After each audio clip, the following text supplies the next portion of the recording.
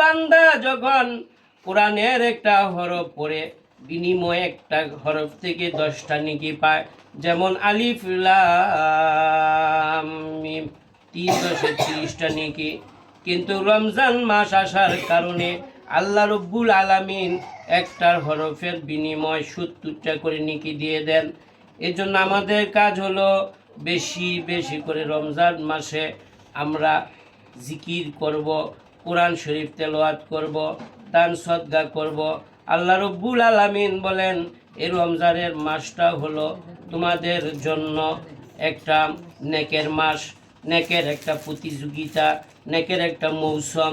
যেমন এক এক সময় এক এক ফলনের মৌসুম থাকে, এই রমজান মাসটা হলো আল্লাহ রব্বুল আলামিন আমাকে আপনাকে দান করেছে নেকের মৌসুম হিসাবে। এই জন্য আমরা যেটুকু পারি কোরআন শরীফ তেলাওয়াত করব। আর এই কোরআন শরীফ যখন আমরা তেলাওয়াত করব, হাদিস শরীফের মধ্যে আসছে কোরআন শরীফ আল্লাহ রব্বুল আলামিনের দরবারে বিচার দিবে, আল্লাহ রব্বুল আলামিনের দরবারে নালিশ করবে। আল্লাহ রব্বুল আলামিনকে বলবে, হে আল্লাহ, এই মানুষটা আমাকে তেলাওয়াত করেছে, আমাকে চুমু দিয়েছে, আমাকে আদর করেছে, আমাকে মুহাব্বত করেছে, হে আল্লাহ তুমি আমার এই বান্দাটাকে মাফ করে দাও। কোরআন শরীফ এইভাবে মানুষের জন্য সুপারিশ করবে। এই জন্য আমরা প্রতিদিন কোরআন শরীফ তেলাওয়াত করব। এই যে মাহে রমজান আসতেছে, আমরা সেহরি খাওয়ার পরে আমরা একটু জিকির করে আমরা ঘুমাইলাম, ঘুম থেকে উঠে আমরা উজু গোসল করে আমরা কোরআন শরীফ নিয়ে বসে যাব। কোরআন শরীফ নিয়ে বসা যাওয়ার পরে আমরা প্রয়োজন হয় বিকালবেলা আমরা আমাদের ইফতারিগুলো খাবারগুলো আমরা তৈরি করব, অথবা মাগরিবের পরে আমরা কোরআন শরীফ তেলাওয়াত করব। তারপরে এশারের পরে আমরা তারাবি নামাজ পড়ব। আল্লাহ রব্বুল আলামিন এই পবিত্র মাহে রমজানকে এইভাবে যেন আমরা কাটাই দিতে পারি। আল্লাহ রব্বুল আলামিন আমাকে আপনাকে সকলকে তৌফিক দান করুক। সকলে বলে আমিন। আর এই রমজান মাসে হাদিসে আসছে শয়তানকে সাগরের তলদেশে শিকল দিয়া বাইন্ধা রাখছে মেন যে শয়তান। আর এই মেন শয়তানের আরো অনেক সেলা টেলা আছে, এইগুলো অনেক সময় মানুষের আমলকে ডিস্টার্ব করে ফেলে। এইভাবে এক বুজুর্গ একটা ওয়ালের মধ্যে যে জিকির করতেছিল, লা ইলাহা ইল্লাল্লাহ, লা ইলাহা ইল্লাল্লাহ, লা ইলাহা ইল্লাল্লাহ। একটা লোক এসে বৃদ্ধ লোকটাকে বলল, ও চাচা, আপনি যে এখানের মধ্যে জিকির করতেছেন, এখান থেকে আপনি সরে যান, কারণ যে ওয়ালটা আছে এই ওয়ালটা কিছুক্ষণ পর ভেঙে যাবে। ঠিক ওই বৃদ্ধ লোকটা এখান থেকে সরে গেল, সরে যাওয়ার পরে ওই ওয়ালটা এখানের মধ্যে ভেঙে পড়ে গেল। কিন্তু বৃদ্ধ লোকটা বলতেছে, কে রে বাবা, তুমি এই বিপদের মধ্যে তুমি আমাকে বাঁচিয়েছ। কিন্তু ওই লোকটা বলতেছে, ও চাচা, আমি হইলাম শয়তান। ওই লোকটা কে? শয়তান। তো বলতেছে, শয়তানের কাজ তো হলো মানুষকে গুমরাহি করা, অথচ তুমি এখান থেকে আমাকে সরাইয়া দিলা, মৃত্যুর হাত থেকে আমাকে বাঁচাই দিলা। শয়তান ডেকে বলতেছেন, আপনি ভাবতেছেন আমি আপনাকে এখান থেকে সরাইয়া দিয়েছি, আপনি ভাবতেছেন আমি ভালো কাজ করেছি। আমি মোটেই ভালো কাজ করি নাই। আপনি যদি এই জায়গার মধ্যে জিকির করতে করতে যদি আপনি ইন্তেকাল করতেন, মারা যাইতেন, তাহলে আপনি ডাইরেক্ট জান্নাতের মধ্যে চলে যাইতেন। এই জন্য আমার কাছে খুব কষ্ট লাগলো যে আপনি জিকির করতে করতে এখান থেকে মরে যাবেন, এই জন্য আমি আপনাকে সরাইয়া দিলাম।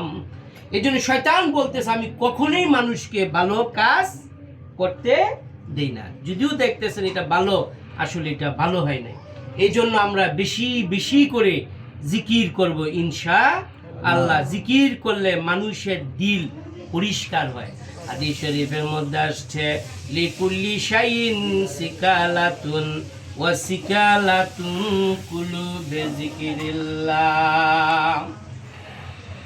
আল্লাহ রাব্বুল আলামিন ডেকে বলেন, এই আমার সাহাবীরা, যদি কোনো কাঠের মধ্যে ময়লা ধরে সেই কাঠটাকে রান্তা মারতে হয়, কোনো রডের মধ্যে যখন ময়লা ধরে যায় সেই রডটাকে সুন্দর করে রেত মারতে হয়। আর যদি কোনো কাপড়ের মধ্যে ময়লা ধরে যায়, সাবান এবং সোডার মাধ্যমে পরিষ্কার করলে সেই কাপড়টা পরিষ্কার হয়ে যায়।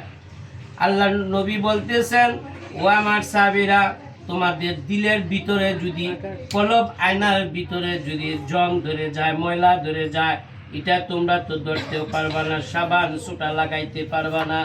এই জন্য আল্লাহ পাকের বেশি বেশি করে জিকির করলে কলব পরিষ্কার হয়ে যায়। এই জন্য আমরা বেশি বেশি করে জিকির করব। আজাইরা মোবাইল না দেখে, গান না শুনে, নাটক সিনেমা না দেখে আমরা যদি সময় পাই, আমরা আল্লাহ পাকের জিকির করব। আল্লাহ পাকের জিকির করলে মানুষের দিল পরিষ্কার হয়, মানুষের বিপদ দূর হয়, বালা মুসিবত দূর হয় এবং এই দিল পরিষ্কার হয়। পরিষ্কার করলে মানুষের জিকির করতে, নামাজ পড়তে, কোরআন তেলাওয়াত করতে ভালো লাগে। এই জন্য আমরা অযথার সময় নষ্ট না করে আল্লাহ পাকের জিকির করব।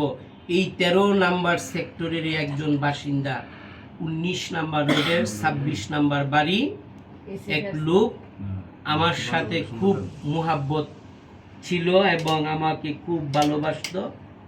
এই লোকটা বছর দেড়েক আগেও এই লোকটা আমাকে দাওয়াত করছিল, আমি তার বাসা আসছিলাম। গত রবিবার দিন এই লোকটা রাজনীতির কারণে আমেরিকা চলে গেছিল। আমেরিকার মধ্যে এই লোকটা কাজ করতেছিল, দাঁড়াইয়া দাঁড়াইয়া কাজ করতে যাইয়া এই লোকটা নিচে পড়ে লোকটা মারা গেল। এই জন্য আমার খুব এটা প্রথম পয়লা রমজান আমি এটা শুনতে পাইলাম।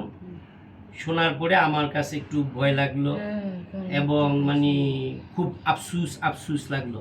এই লোক উত্তরা বিভিন্ন জায়গা আমার সাথে ঘুরতো এবং গাজীপুরে সে জায়গা কিনবে আমাকে অনেক জায়গা দেখাইছিল, কিন্তু লোকটা মারা গেছে। এজন্য আমার ভাইয়েরা বোনেরা, এই পৃথিবীতে আমরা কেউই থাকবো না, সকলেই আমরা মৃত্যুবরণ করব। আল্লাহ রাব্বুল আলামিন পবিত্র কালামুল্লাহ শরীফে বলেন, আইনামা তাকুলু ইদরিকুমুল মাউতু ওয়ালাউ কুনতুম ফি বুরুজিম মুশাইয়াদা।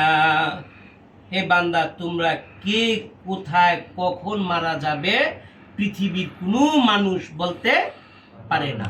হাদিসের মধ্যে আসছে যে মানুষের নাভির মধ্যে যে একটা মাটি লাগানো থাকে, যে যে জায়গায় ইন্তেকাল করবে, মরে যাবে এবং যাকে ওখানে মাটি দেওয়া হবে, ওই দেশের মাটি তার নাভির মধ্যে লাগানো থাকে। এটা হাদিসে আসছে। তাই আমি চিন্তা করলাম যে লোকটা যে আমেরিকাতে মারা গেল, তারে আমেরিকার মধ্যেই তাকে দাফন করে ফেললো, বাংলাদেশে আর আনে নাই। তার কি তার যে মাটি দিল, আমেরিকার মাটি কি তার নাভিতে আল্লাহ পাক লাগাই দিছিল হইতে পারে। এজন্য কে কবে কোথায় কোন সময় মরে যাবে পৃথিবীর কেউই বলতে পারে না। অনেক সময় দেখা যায় যে এই লোকটা মরে যাবে, আসলে দেখা গেল এই লোক আর মরে নাই, ভালো আরেকজন লোক যাকে নিয়ে কোনোদিন কল্পনাও করে নাই, চিন্তাও করে নাই যে লোকটা মারা যাবে, দেখা গেল ভালো একটা লোক মারা গেল, অসুস্থ লোকটা বেঁচে গেল। এই জন্য যারা মৃত্যুবরণ করবে, মৃত্যুর কোনো সিরিয়াল নাই, মৃত্যুর কোনো বয়স নাই। এজন্য আমরা অনেকে ভাবি যে এই যে আমাদের বিয়ে শাদী হয় নাই, আমাদের মাত্র বিয়া করলাম, ছেলে মেয়ে হয় নাই, ছেলে হইল এদেরকে বিয়া শাদী দেই, তারপরে দাড়ি মুসরাইগা দিব, তারপর যে মসজিদে যামু আর আমু এমনভাবে নামাজ পড়া শুরু করবো, এরকম আমরা চিন্তা ভাবনা করি। আসলে কোন সময় যে আমরা মরে যাব কেউই বলতে পারে না। এক লোককে বলল এক বুজুর্গ যে তুমি মৃত্যুর জন্য কতটুক সময় তুমি তৈয়ার থাকো। সে বলল, আমি গতকাল যেভাবে ইবাদত করছি আজকেও আমি এভাবেই ইবাদত করতেছি। আজরাইল যদি আসে আমাকে সব সময় দেখতে পাবে যে আমি ইবাদতের জন্য, মৃত্যুর জন্য আমরা তৈয়ার থাকি। এই জন্য আমাদের হাত পায়ের নখ, তারপরে শরীরকে পরিষ্কার পরিচ্ছন্নতা রাখা সব সময় আমাদের প্রয়োজন। এজন্য মুসলমান মানুষ সব সময় হাতের মধ্যে তসবিহ থাকবে, পকেটের মধ্যে তসবিহ থাকবে এবং পকেটের মধ্যে টুপি থাকবে। আর নামাজ তো বাধ্যতামূলক। মানুষ যখন মৃত্যুবরণ করে কবরের মধ্যে যখন রাখা হয়, ওই কবরের মধ্যে সর্বপ্রথম ফেরেশতা যখন আসে, অর্থাৎ 40 কদম মাটি দেওয়ার পর 40 কদম যখন চলে যায়, হাদিসে আসছে মৃত্যু ব্যক্তি জীবিত ব্যক্তির পায়ের স্যান্ডেলের শব্দ মৃত্যু ব্যক্তির কর্ণকুহরে শুনতে পায়, কান দিয়া শুনতে পায়। এই জন্য আর কান্না করতে থাকে এবং বলতে থাকে, তোমরা আমাকে একা ফেলে এই জঙ্গলের মধ্যে, এই বাঁশের জারে আমাকে একা রেখে তোমরা যাইও না, তোমরা আমাকে রেখে যাইও না, তোমরা আমার কাছে আসো, তোমরা আমার কাছে থাকো। এইভাবে আসলে তারা কান্নাকাটি করে, এগুলো আমরা শুনতে পাই না। যখন 40 কদম চলে যায় তখন এই ফিরিস্তারা আইসা এই লোকটাকে বসায়। যেভাবে আমি বসছি, পাগুলা যদি এভাবে বিছাই দিই, ঠিক এভাবে বসাবে। বসাইয়া 3টা প্রশ্ন করে, মা রব্বুকা, তোমার রব কে? যারা নামাজি, ভালো লোক, কোরআনের আশেক, আল্লাহর আশেক, এই সমস্ত লোকেরা বলতে পারবে রব্বি আল্লাহ, আমাদের রব আল্লাহ। তারপর বলো অমা দিনুকা, তোমার দিন কি ছিল? বলে দিনুল ইসলাম, আমার দিন হলো ইসলাম। তারপরে একটা জানালা খুলে দেখা দেয় যে মান হাজার রাজুল, ওই যে লোকটা দেখতে পাচ্ছ, এই লোকটা কে? যারা ভালো লোক বলতে পারে হাজা মুহাম্মাদুর রাসূলুল্লাহ সাল্লাল্লাহু আলাইহি সাল্লাম। তখন এই ফেরেশতারা চলে যায় আর বলতে থাকে, তুমি ঘুমাইতে থাকো। জান্নাতের থেকে একটা দরজা খুলে দেওয়া হয়। জান্নাতের নাজ, নিয়ামত, সুখ দুঃখ সে এখান থেকে, জান্নাতের সুগন্ধি সে এখান থেকে পায়। আর যদি ওই লোকটা পাপিষ্ট হয়, জাহান্নাম থেকে একটা জানালা খুলে দেওয়া হয়। জাহান্নামের যে আগুনের তাপ, জাহান্নামের যে আগুন, জাহান্নামের যে দুর্গন্ধ, এই লোকটা এখান থেকে পায়। আর সে বলতে থাকে, কবে বিচার হবে, কবে বিচার হবে, কবে হাসরের ময়দানে আমাদেরকে আল্লাহ পাক উঠাবে। যেভাবে আমরা জেলখানার মধ্যে একজন ভালো মানুষকে যদি নিয়ে যায়, অপরাধীকে নিয়ে যায় জেলখানার মধ্যে, তারপর উকিল ধরতে হয়, উকিল ধরার পরে এই লোকটার যদি খালাস হয় তাকে ছেড়ে দেয়, আর যদি খালাস না হয় এই লোকটাকে মৃত্যুদণ্ড দেয়, না 10 বছরের কারাদণ্ড দেয়। এই জন্য এই লোকটাকে দেখতে যদি কোনো মানুষে যায়, জামা কাপড় নিয়ে যায়, খাবার দাবার নিয়ে যায়, টাকা পয়সা নিয়ে দিয়ে আসে, এই লোকটা খুশি হয়। ঠিক এইভাবে কবরের জগতে যারা থাকে, এই সমস্ত লোকের জন্য যদি কোনো মানুষ কবরের পাশে যাইলে আরো বেশি খুশি হয়। কবরের পাশে যদি নাও যায়, দূরের থেকেও যদি কমপক্ষে আলহামদু এবং 3 বার ইখলাস কইরা, কয়েকবার দুরূদ শরীফ কইরা কবরের উদ্দেশ্যে দোয়া করে, আল্লাহ এই কবরের আযাব তুমি বন্ধ কইরা দাও, ওই লোকটা এইভাবে সুখ, মানে ওই লোকটা খুশি হয়, কবরের জগতে খুশি হয়। এই জন্য যারা কবরে চলে গেছে, আমরা ভাবি দূর মৃত্যু তো হয়ে গেছে, কবরে যে কিভাবে আছে, তারা কিন্তু তাকায় থাকে যে তোমরা আমার জন্য আলহামদু এবং ইখলাসের ভিক্ষা আমাদের জন্য পাঠাও। হাদিসে আসছে, মানুষ ইন্তেকাল করলে তার সমস্ত আমল বন্ধ হয়ে যায়, 3টা আমল জারি থাকে। 1 নাম্বার আমল হলো যে নিজের পুরুষজাত সন্তান নেককার যদি রাখা যায়, যে সন্তান তার মা বাবার জন্য দোয়া করবে, যে সন্তান তার মায়ের কবরে যাবে, মা বাবার জন্য কোরআন তেলাওয়াত করবে, এইভাবে যদি এই সন্তান রাখে, কবরের মধ্যে পাইতে থাকে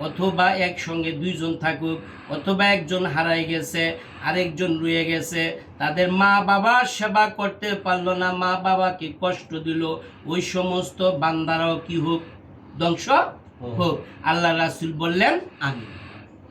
তৃতীয় যখন তাকের মধ্যে উঠলেন তখন বলতেছেন, হে রসুল, যারা আপনার নাম শোনার পর সাল্লাল্লাহু আলাইহি ওয়াসাল্লাম পাঠ করলো না, ওই সমস্ত বান্দারও ধ্বংস হয়ে যাক।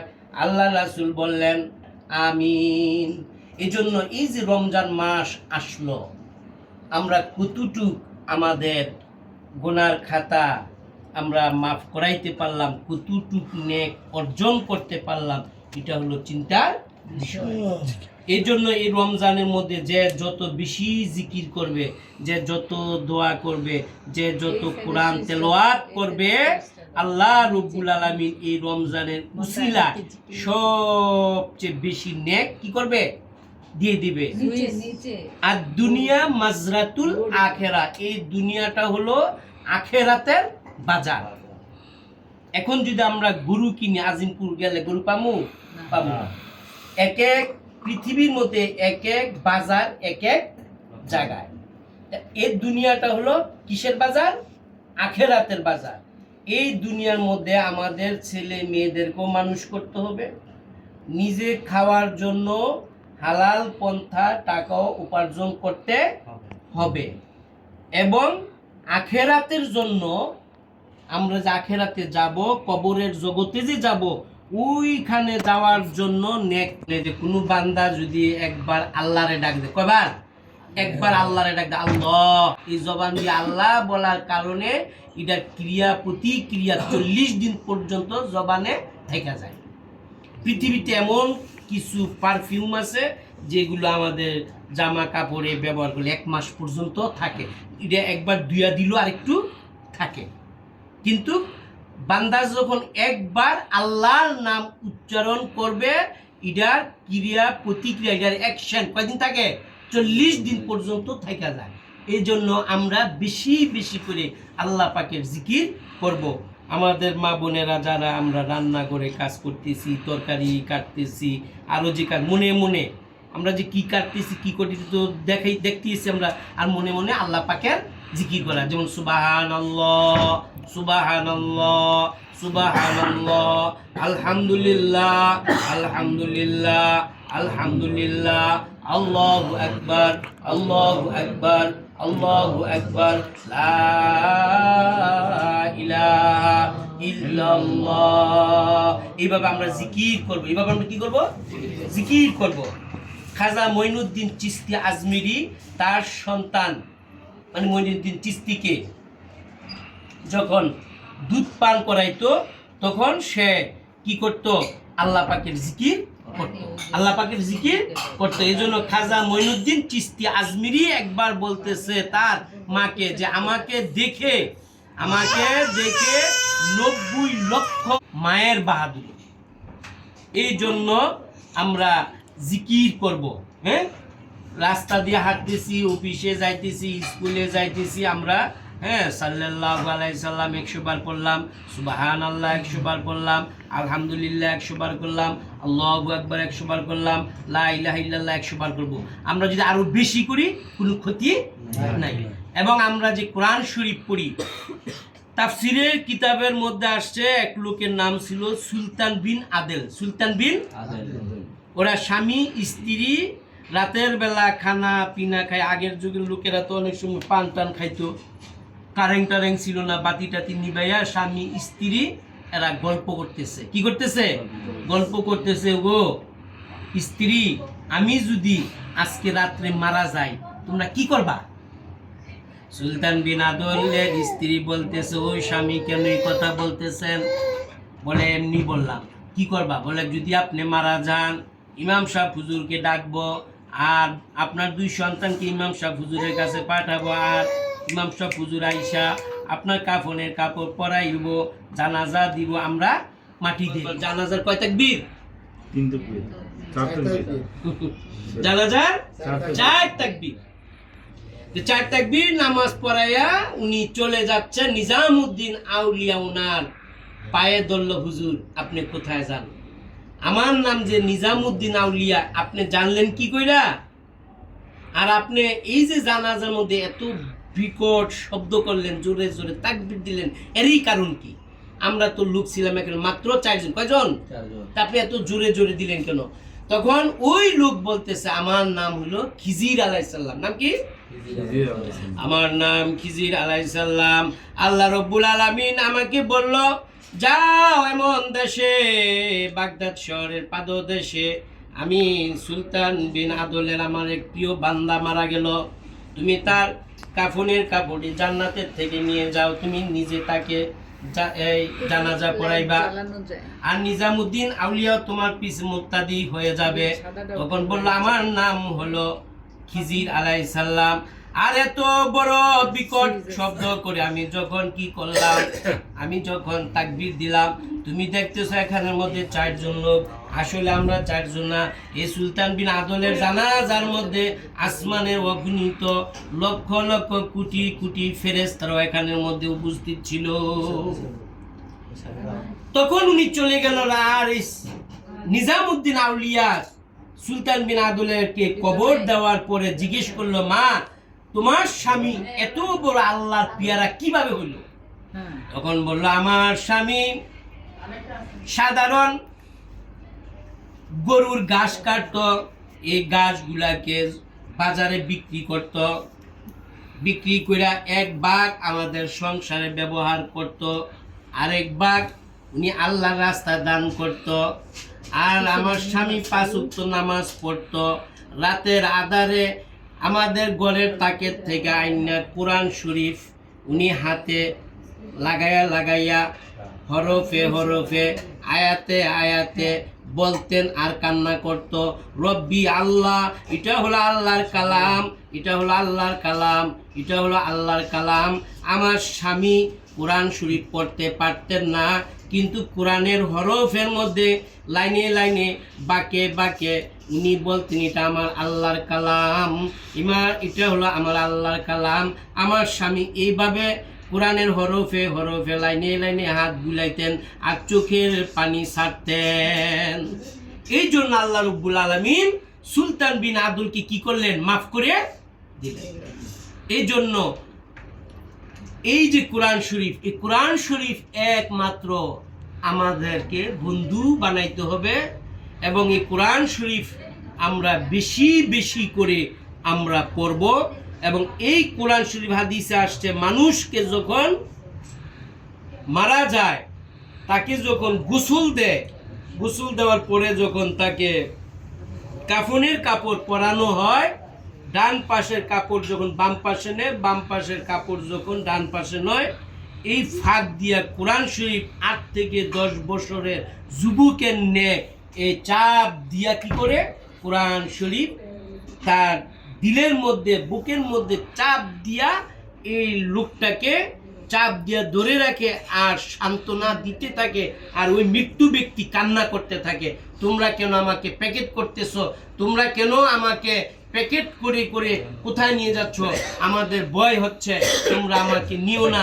আর এই কোরআন শরীফ সান্ত্বনা দিতে থাকে, হে বন্ধু আমি তোমার সাথে আছি, আমি তোমার সাথে কবরে থাকবো, আমি তোমার সাথে হাসরে থাকবো, আমি তোমার সাথে মিজানে থাকবো, আমি তোমাকে জান্নাতে দিয়ে আমি আমার বাড়িতে চলে যাব।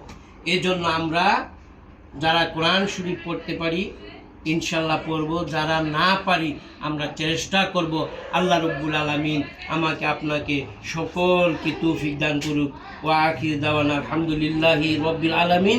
এখনই আমরা দোয়া করব, আল্লাহুম্মা সাল্লি আলা মুহাম্মদ ওয়া আলা আলি মুহাম্মদ কামা সাল্লাইতা আলা ইব্রাহিম ওয়া আলা আলি ইব্রাহিম ইন্নাকা হামিদুম মাজিদ। আল্লাহুম্মা বারিক আলা মুহাম্মদ ওয়া আলা আলি মুহাম্মদ কামা বারাকতা আলা ইব্রাহিম ওয়া আলা আলি ইব্রাহিম ইন্নাকা হামিদুম মাজিদ। আস্তাগফিরুল্লাহ রাব্বি মিন কুল্লি যামবিন ওয়া আতুবু ইলাইহি লা হাওলা ওয়ালা কুওয়াতা ইল্লা বিল্লাহিল আলিয়্যিল আযীম।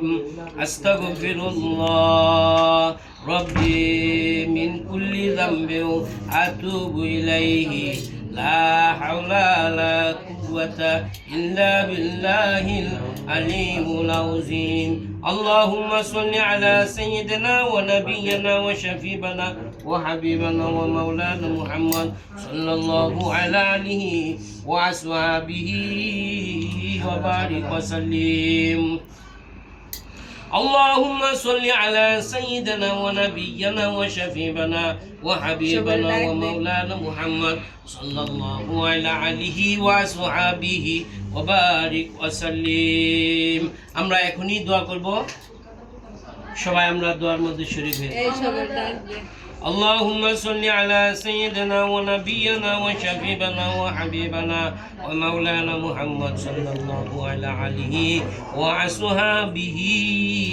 وبارك وسلم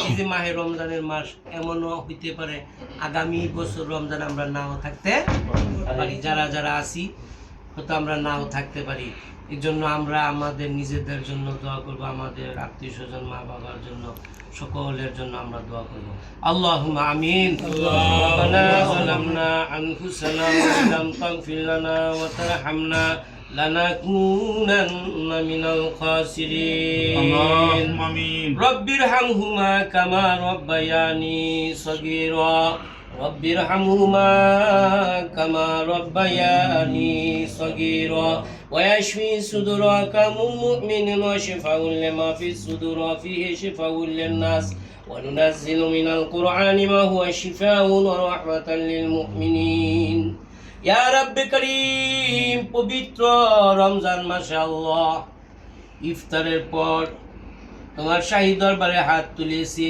কয়েকবার দুরূদ পড়েছি সালাম পেশ করেছি কোরআন এবং হাদিস থেকে কিছু আলোচনা করেছে ইয়া রাব্বে কারীম যেগুলো আলোচনা করেছে এগুলো যেন সুন্দরভাবে আমল করতে পারি আল্লাহ তৌফিক দিয়ে দাও ইয়া রাব্বে কারীম পবিত্র মাহে রমজানের উসিলা করে আমাদের জিন্দেগীর গুনাহ খাতাগুলো maaf করে দাও অনেক কবিরা সগীরা শিরক বিদআত ইচ্ছা অনিচ্ছা যত প্রকার গুনাহ করেছি আল্লাহ মেহেরবানি করে আল্লাহ তওবা করতেছি আর জিন্দেগিতে গুনাহ করব না আল্লাহ ইয়া রাব্বে কারীম বিশেষ করে আল্লাহ এই ঘরের মধ্যে তুমি খাস রহমত নাজিল করে দাও ইয়া রাব্বে কারীম ছোট ছোট বাচ্চাদেরকে নিয়ে আল্লাহ এই দোয়াখানা ধরেছি ইয়া রাব্বে কারীম তোমার হাবিব বলেছে ইয়া আল্লাহ পাকা দাড়িওয়ালা লোকেরা যদি আল্লাহ মুনাজাত করে তুমি তাদেরকে লজ্জা পাও ইয়া আল্লাহ তুমি তাদের পাকা পাকা পাকা পাকা দাড়িওয়ালা লোকের দোয়া আল্লাহ তুমি কবুল করো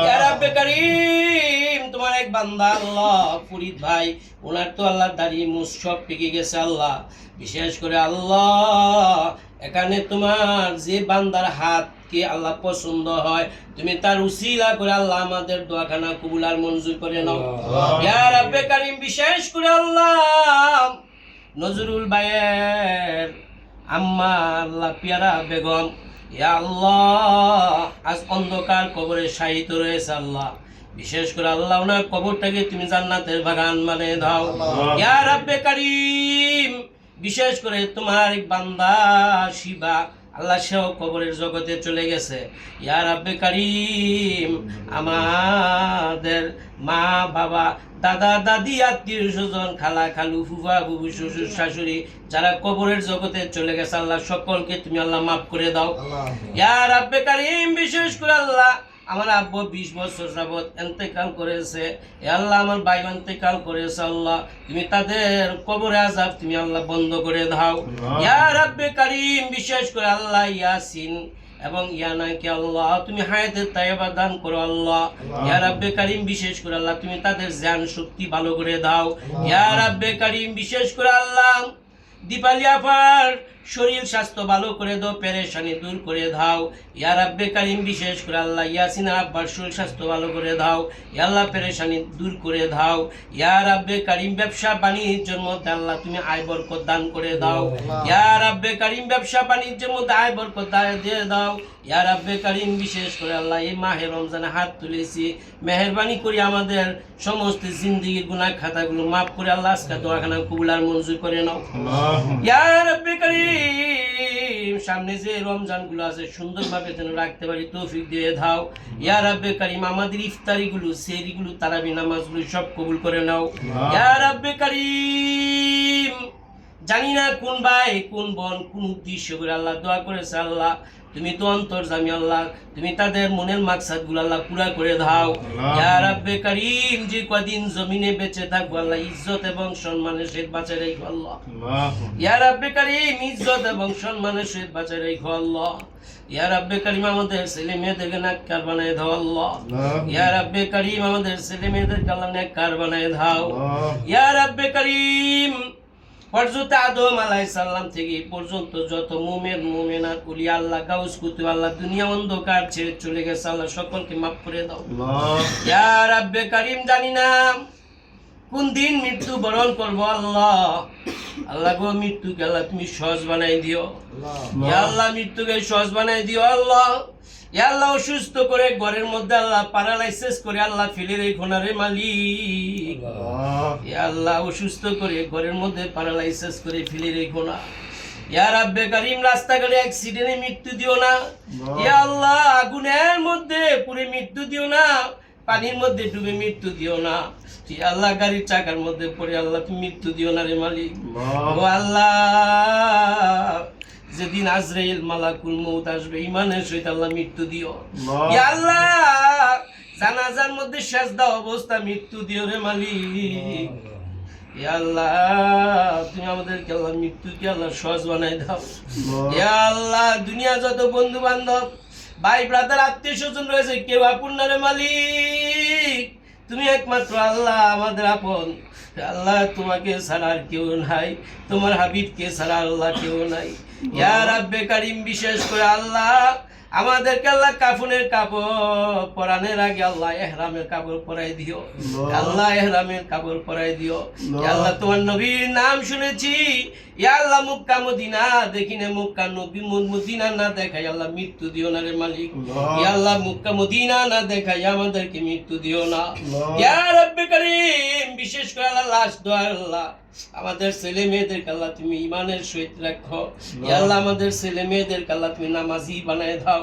ইয়া আল্লাহ আমাদের ছেলে মেয়েদেরকে আল্লাহ তুমি আমাদেরকে জান্নাতুল উসিলা বানায় দাও ইয়া আল্লাহ ছেলে মেয়েরা এদেরকে আল্লাহ নেককার বানায় দাও ইয়া আল্লাহ এদেরকে নেককার বানায় দাও মানুষের মতো মানুষ বানায় দাও ইয়া আল্লাহ বিশেষ করে আল্লাহ ফরিদ ভাই অসুস্থ আল্লাহ ওনাকে আল্লাহ তুমি নেক হায়াত দারাজ করে দাও ইয়া আল্লাহ ওনাকে নামাজি বানায় দাও পরেজগার বানায় দাও তোমার ভয় অন্তরের মধ্যে আল্লাহ তুমি ঢুকায় দাও ইয়া আল্লাহ তোমার ভয় আমাদের অন্তরের মধ্যে ঢুকায় দাও ইয়া আল্লাহ তোমার ভয় আমাদের অন্তরের মধ্যে ঢুকায় দাও ইয়া রাব্বে কারীম যে কদিন জমিনে বেঁচে থাকবো ইজ্জত সম্মানের সাথে বাঁচায় রাখো ইয়া রাব্বে কারীম রিজিকের অভাব অবটন থেকে আল্লাহ তুমি আমাদেরকে হেফাজত করো ইয়া রাব্বে কারীম ব্যবসা বাণিজ্যের মধ্যে আল্লাহ তুমি বরকত দিয়ে দাও ইয়া আল্লাহ যার অশান্তি রয়েছে আল্লাহ তুমি শান্তির ফয়সালা দিয়ে দাও ইয়া আল্লাহ যার অসুস্থ রয়েছে আল্লাহ সুস্থতা দান করো রব্বানা তাকাব্বাল মিন্না ইন্নাকা আনতাস সামিউল আলিম ওয়া তুব আলাইনা ইন্নাকা আনতাত তাওয়াবুর রহিম برحمتك يا ارحم الراحمين بعد لا اله الا الله محمد رسول الله.